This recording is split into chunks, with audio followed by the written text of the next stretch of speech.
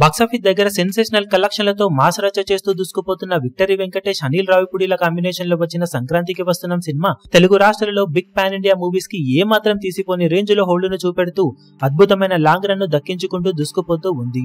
కాగా తెలుగు రాష్ట్రాలలో cinema one of the highest కలెక్షన్లను సొంతం చేసుకున్న సినిమాల లైఫ్ టైం కలెక్షన్లను కూడా ఇప్పుడు బ్రేక్ చేస్తూ బీభత్సం సృష్టిస్తూ ఉండటం విశేషం.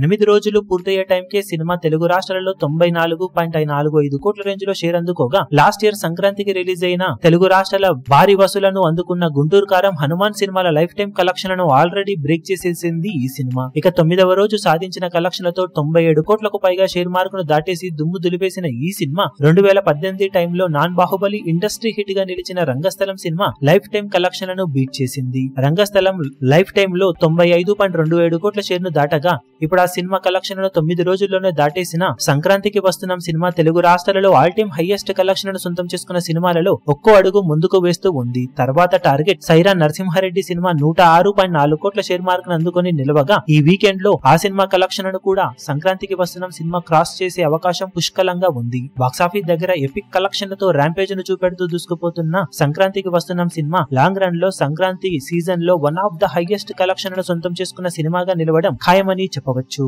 ఈ వీడియో మీకు నచ్చినట్లయితే లైక్ చేయండి, షేర్ చేయండి, ఛానల్ ను సబ్స్క్రైబ్ చేయడం మాత్రం మరవకండి. ఏ చిన్న అప్డేట్ ను మిస్ అవ్వకూడదు అనుకుంటే బెల్ ఐకాన్ ను ప్రెస్ చేయండి.